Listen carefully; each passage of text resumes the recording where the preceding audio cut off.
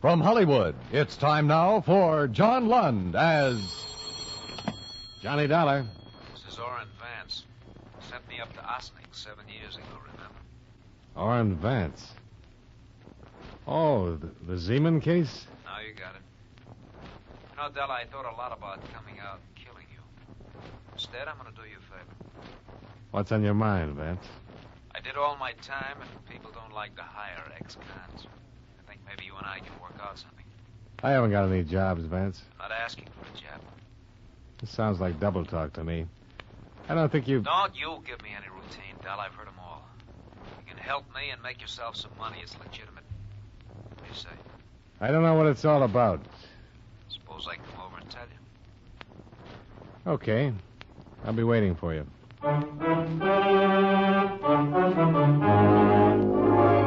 John Lund in a transcribed adventure of the man with the action-packed expense account. America's fabulous freelance insurance investigator. Yours truly, Johnny Dollar.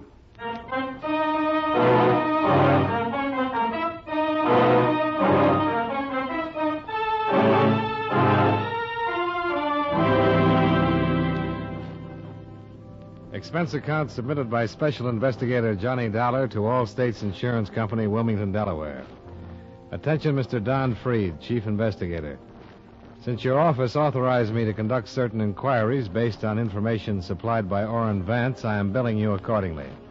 The following is an accounting of expenditures during my investigation of the Baltimore matter. Expense account item 1, $295. A phone call to prisoner dismissal board at Sing Sing Prison, where I was informed that Orrin Vance had been released 3 days before the above date.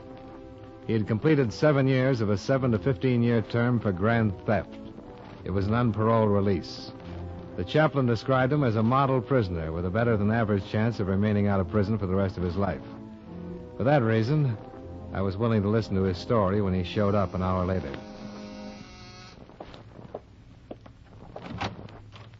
Hello, Dollar. You haven't changed a bit. Come on in, Vance. Yeah, sure. Thanks. Ah, it's a nice place you got. I like it. Sit down. Tell me what's on your mind. Dollar, look. Don't treat me like a con, even if I am one, huh? I'll sit down, I'll have a smoke with you, I'll talk with you. Forget the other part for a while, will you, please? Okay. Have one? Nice.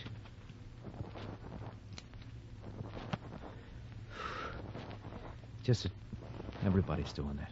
Even my wife. Went over to see her the first day I got out. You know what? What? Katie wouldn't let me in the house. She gave me $40, told me to go out and get a decent job.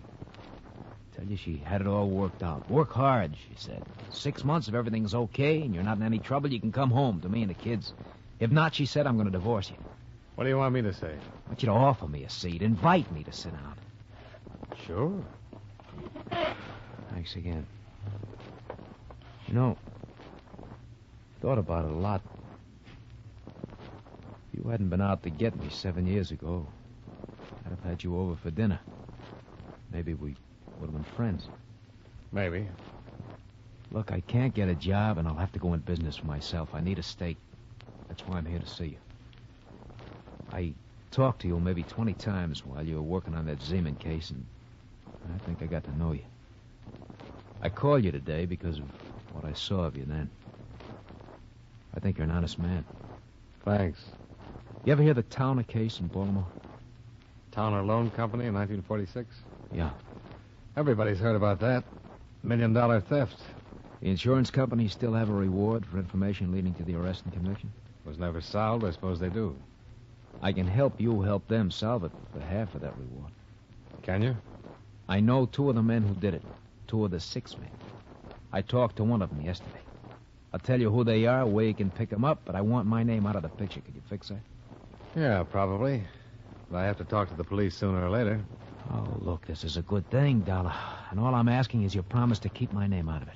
Tell me how good before I make any promises. That's fair enough. They had some of the serial numbers on part of the tape. Here. This is one of the bills.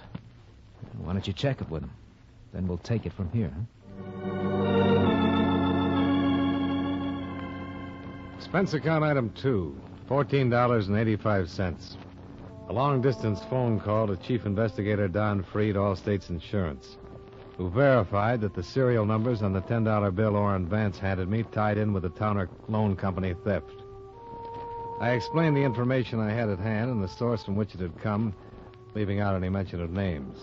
Freed talked with his boss and phoned me back half an hour later, giving me the go-ahead. Okay, Vance. You're in business. All right, how does it work? You tell me who they are, I'll handle it from here. I mean the money part. When we have something, you'll get paid for it. All I've had so far is talk. This bill could have come from anywhere. You might have picked it up at a cigar counter. Look, I got it from a man named Leonard Torpy. He lives in New York. He's one of them. Leonard Torpy? Yeah. I met him my second year at arsoning. He was up on an old petty theft charge. He did 18 months. Told me to look him up when I got out. Now, this part may sound crazy, but we had a few drinks together in his place yesterday. I was weeping on his shoulder about all my hard luck, and he said, "You think you got hard luck?" Well, then he marched me into the bedroom and showed me a stack of money in a bureau drawer. He said he couldn't spend it. He gave me one of the bills. That one. Must have been pretty drunk out. Yeah, it was. I got to thinking about it. I checked the bill, found out it was from the Towner thing. I looked up the story on it. Torpy fits the description of one of the hold-up men right down the line. Now, we'll see. You say you know two of them. Who's the other one? Harold King lives in Reno, Nevada now. Runs a filling station there. He used to come see Torpy on visiting days. I saw him several times. What makes you think he had a part in the Towner thing? Just from what Torpy said while he was drunk and the general description of the other hold-up men in the story. See, while Torpy was drunk, he mentioned his old partner, Harry King. Told me where he was living and so forth. Did he say anything about the hold-up? No. I told you I found that part for myself. But King is the other man, I'm sure of it. King have a record? I don't know anything about him. Okay. Where'd he be? California. 2 days be long enough? Oh, I should know something by then. Yeah, remember, my name's out of it. The police or anybody else. Sure. You afraid? Yeah. I'm a stool pigeon. Well, haven't you noticed? I'd noticed, and it worried me. So I followed him when he left my place. I was buying a package of cigarettes at the corner drugstore while he boarded the streetcar for downtown. I tagged along in a taxi to the main business section, watched him get off, and head for the bus terminal. I bought another package of cigarettes while he bought a one-way ticket to New York. In the half hour before departure time, I telephoned a private detective friend of mine, Pete Florian. He appeared at the bus terminal 15 minutes later. What's the rumble, Johnny? That man over there in the gray overcoat. His name's Orrin Vance. Uh-huh. He's on his way to New York right now. Maybe you better tag along, see that nobody kills him. Oh? If what he told me is true, somebody might try to do just that. Stay close till he's settled somewhere. I see. I haven't got any more to tell you, Pete, because I'm just starting to look into it. Find out where he's living there and contact me at this number. I'll let you know what to do then. All right. Anything else? Don't let him out of your sight, Pete.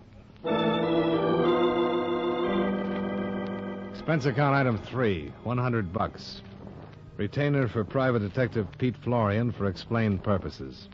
I stayed at the bus terminal long enough to watch Pete board the New York-bound bus and take a seat across the aisle from Orrin Vance.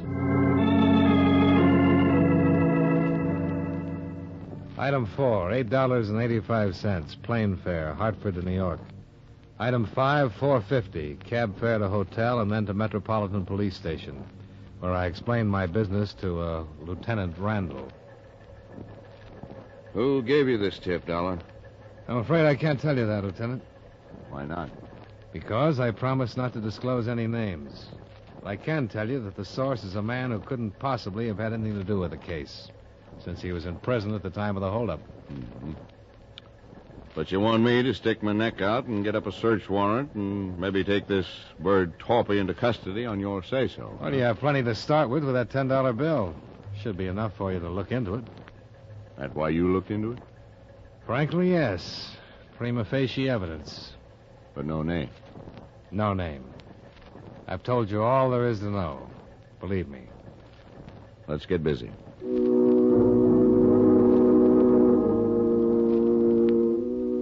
The mug folder on Leonard Torpy showed a balding 40-year-old man with a long record of theft and burglary. There was no record for a Harold King, although he was listed as an associate of Torpy's. Lieutenant Randall wired Reno authorities requesting they locate King and hold him for possible questioning. Once these preliminaries were accomplished, Randall and I went out to the address Orrin Vance had given me. But this turned up a blank. The landlady informed us that Mr. Torpy had lived there, but had checked out the preceding morning. No forwarding address. The good lieutenant and I parted company outside the apartment house, and I walked back to my hotel. I was going to change clothes and grab some dinner, but the clerk waved me over to the house phone. A call had just come in. Johnny Dollar. Hi, Pete Florian, Johnny. How'd it go? When your boy got in town, I trailed him to a place on 155th Street. He's got a room with a view. He's up there now. Alone? I think so. Any visitors? No. Light went out about an hour ago. He might be sleeping. What's the number? 680. His room's in the back, first floor, number 10. Where are you? Drugstore right across the street. Expense account item 6, 160. Cab fare to the drugstore where Pete Florian was keeping a watchful eye on my nervous informer, Orrin Vance. I found the drugstore, but Pete was nowhere in sight. The girl behind the soda fountain recognized him by my description and said he'd stepped out a few minutes before. I glanced up and down the block and then spotted him standing just outside the shadow of a streetlight across the street. I walked over. Hi, Johnny. That's the room back there. Lights on? He's got a couple of visitors in there with him. Showed up about 5 minutes ago. Car? Taxi. What'd they look like? One's thin, medium-sized, dark suit. The other's stocky, dark suit, too. Both in their early 40s. Short one wears glasses. Didn't make either one. Here. This one of them? Let me see. Yeah, he's in there. What's his name? Leonard Torpy.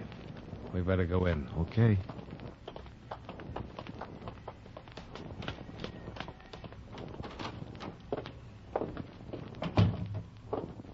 Right back there. Yeah. Who's Leonard Torpy? That's somebody who might want to kill Vance. Wish I knew more about what this is all about, Johnny. Yeah, so do I. It's all talk so far. I see. Better cover me. From over there. Okay. Okay.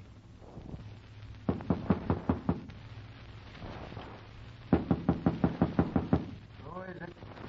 Mr. Vance? Who? Orrin Vance? You must have the wrong number, buddy. Nobody by that name lives here.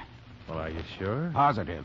Why don't you try the manager? Well, I did. He said Mr. Vance had this room. Then he's all wet. Good night. Just a minute, Torpy. What? Hey! Johnny, look out! Before I went down, I heard it go off a couple of more times. Must have been 6 inches from my head. My eyes couldn't see and my feet wouldn't move. But I could hear. There was someone very close to me. And he was dying. Johnny. Johnny. Johnny.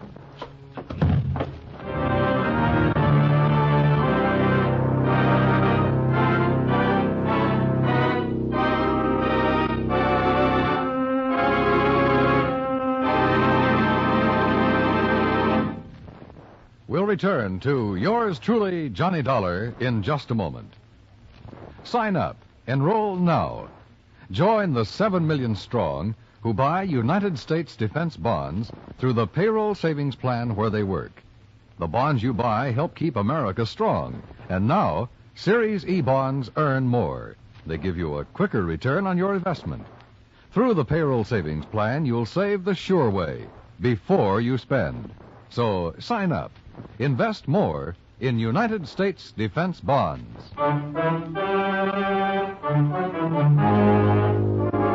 Now, with our star, John Lund, we bring you the second act of yours truly, Johnny Dollar.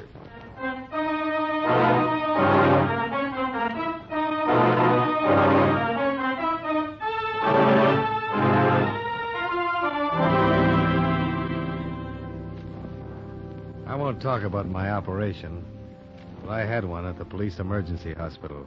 As a matter of fact, I had two. They prodded a .38 slug out of my neck and another one out of my shoulder. It was 48 hours before I was allowed to sit up in bed and talk. Naturally enough, my first visitor was Lieutenant Randall. He looked haggard, tired, worried. You say you hired this Pete Florian? Yeah, to keep an eye on Orrin Vance. This your tipster? It's okay to tell it now, I suppose. Yeah. Well, thanks. Florian died right there in the hall. 4 slugs hit him. Vance is on the floor beneath you, still hanging on.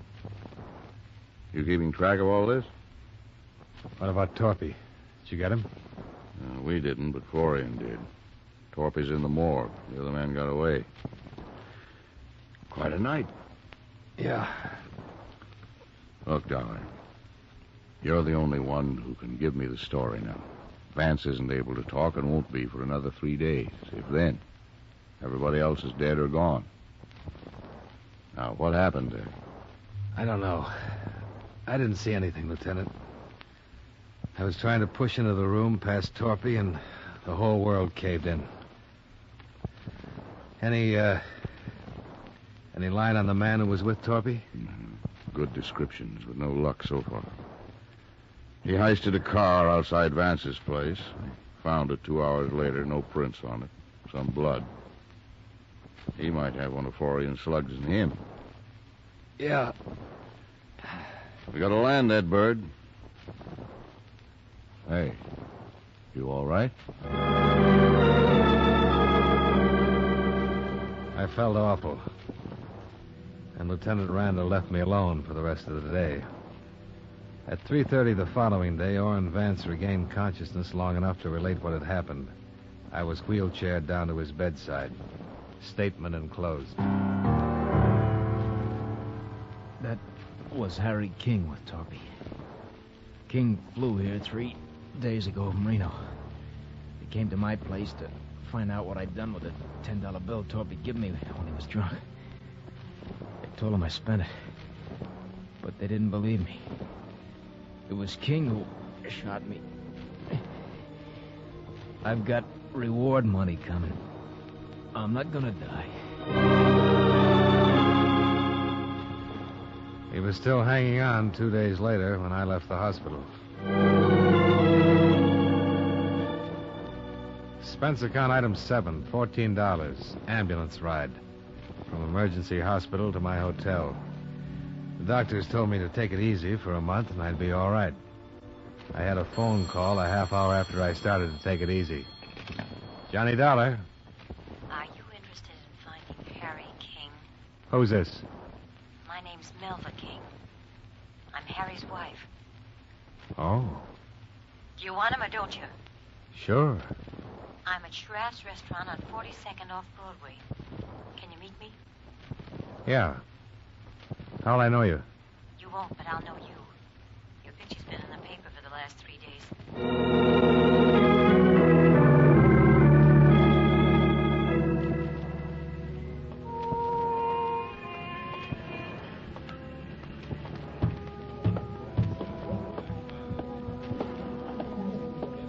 Hello, Mr. Dollar.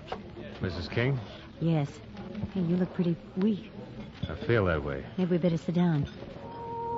The small, pretty brunette woman in the nice clothes looked like anything but the wife of a bank bandit and murderer.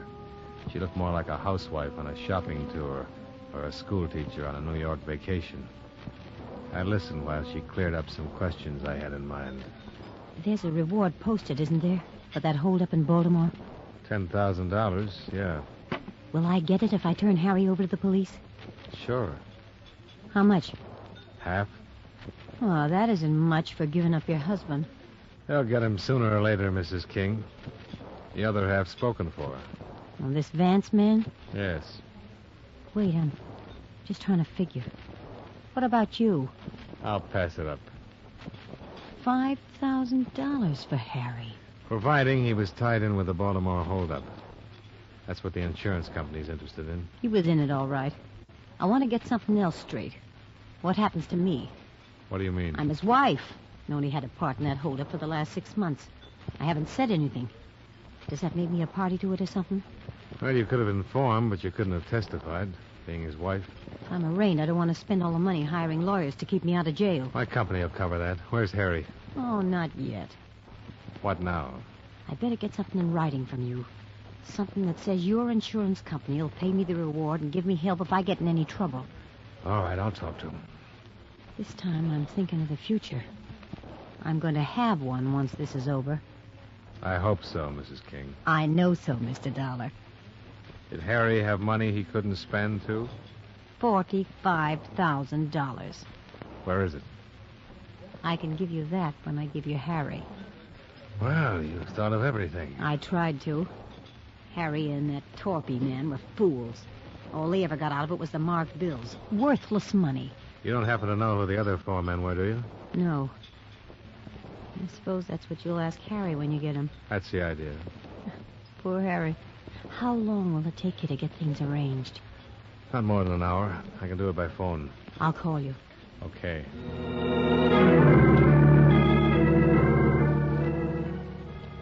I gave her a 50-second start before I left the table and went out in the street. I was just in time to see her climb into a cab. I was trying to hail one to follow her when a black coupe pulled up to the curb. Come on, Johnny. Hey. Hustle it up. Light will change. Wow. How do you feel? Terrible. What is this? When Vance told us it was King, we checked the airlines and found out he had his wife with him when he flew in from Reno. That is Mrs. King up there in that cab, isn't it? That's who she said she was. She wants to sell you her husband for part of that reward, doesn't she? Yeah. Well, what's the delay? She wants to make sure she'll be handled all right. The money and all. Yeah. So did Vance. Don't needle me, Randall. I don't mean to. This all figures. I thought she might try to get in touch with you for just that reason. I don't get it. Well, that's why I put a man on your hotel. He followed you when you came to meet her today, then he phoned me. We looked her up. Her name was Melba Thaler before she married King. Her old man had a lot of money in Minnesota, but she couldn't keep herself out of trouble and got disinherited. Money's always been her problem. It's everybody's problem. Not the way it is with her. Now King's worth a lot of dough to her if you pay off. He's no good to her now lying somewhere with a slug in him, and he hasn't been any good to her with the marked money he got in the Towner holdup. There's something else, Randall. What? She's stalling me, I think. She said she didn't know who they were. But if she was lying and she does know who the others were in that Towner holdup, King would be worth even more money. They'd want him dead instead of with the police talking his head off. That's right. We followed Melba King's taxi for better than 45 minutes, all the way through the Holland Tunnel and into Jersey. She finally left it at a train station in Bucks County. We watched her buy a magazine and sit down in the waiting room and begin to read it. 15 minutes later, she stepped into the phone booth. When she came out, I went over to the filling station phone to see if she'd phoned my hotel. Well? She wasn't trying to get me. Well, that settles it. She's contacted the others. She's going to sell to you or them, whoever pays most for him. Some operator, isn't she? Well, when you have time, look at the file we picked up on her. 16 arrests. 1 conviction for narcotics when she was 18. Well, we'll see what we will see.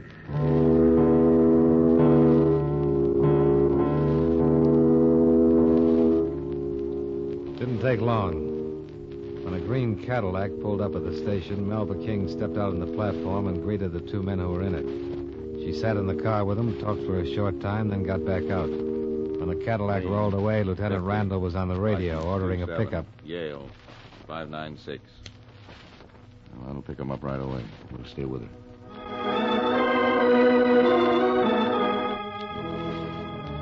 When Melba King caught another taxi, we were right behind her. She took it to an auto court about a mile from the station. We saw her go into the cabin marked D. Randall radioed in our location. We were about to check the auto court office when the door to cabin D opened. Standing beside Melba King in the doorway of the cottage was a pale, stocky man who looked as though his legs wouldn't support him another minute.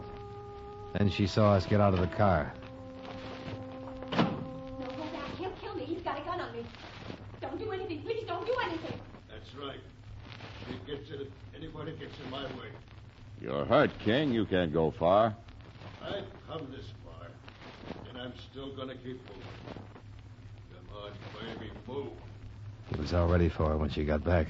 Yeah. Boys know I shoot. You especially.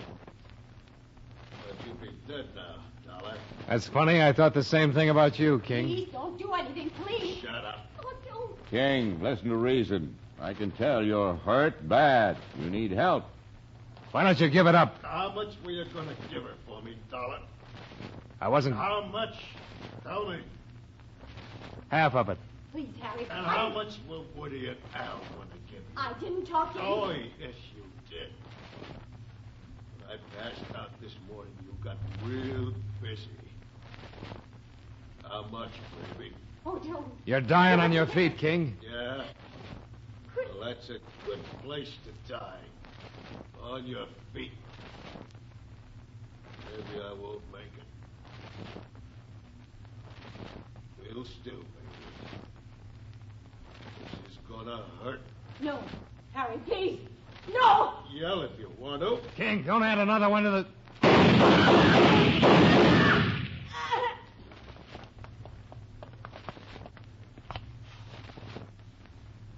How is she? John. This one, too. Let's get this over with.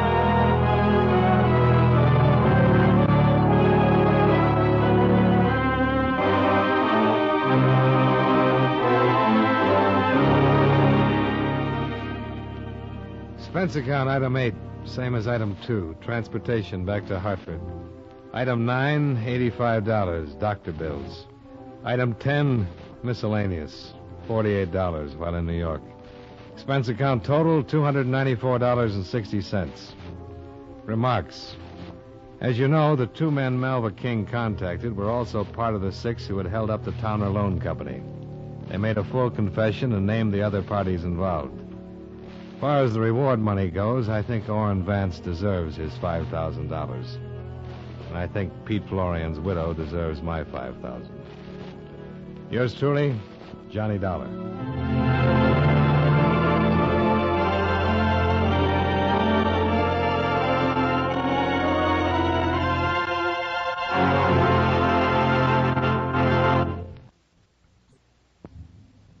From Hollywood, it's time now.